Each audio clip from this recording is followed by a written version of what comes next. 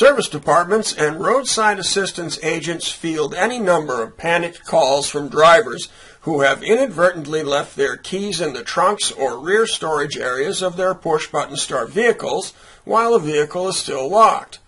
The assumption is that the keys are locked away, but this is rarely the case, and we'll demonstrate why here.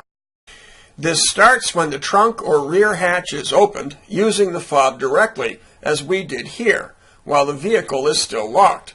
The trunk or hatch is then closed, but the key fob is left behind. The trunk is assumed to be locked. However, in all but a few cases, it is not. Smart keys work essentially as proximity detectors. That is, the front doors can be opened, the car started, and the trunk or hatch opened if the key fob is within 18 inches or so of the mechanism in question.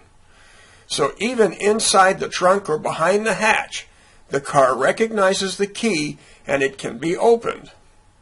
The missing piece is recognizing that there is a switch behind a piece of soft rubber that can be pushed to release the lid or hatch.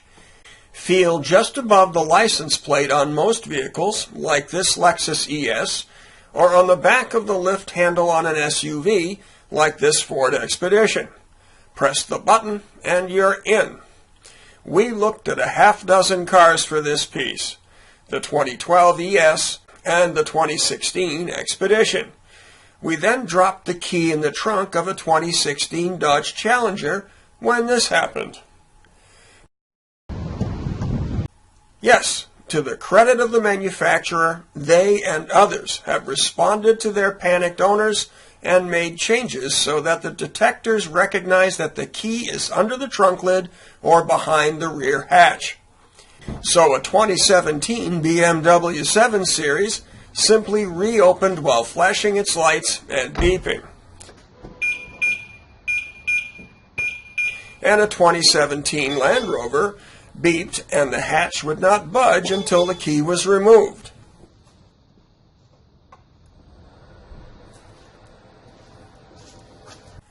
Finally, we checked out a 2014 Jeep Grand Cherokee, but it refused to open until we brought in the second smart key fob. So owners of these vehicles will need assistance if the key is left behind the hatch. Remember that this is the exception, not the rule. In nearly every case, you'll be good to go. And note that if the car is unlocked, you will find a release button most likely on the dashboard or perhaps on an overhead control. For more videos and information on automotive warning lights and push-button start cars, check our channel here on YouTube or go to DashboardSymbols.com.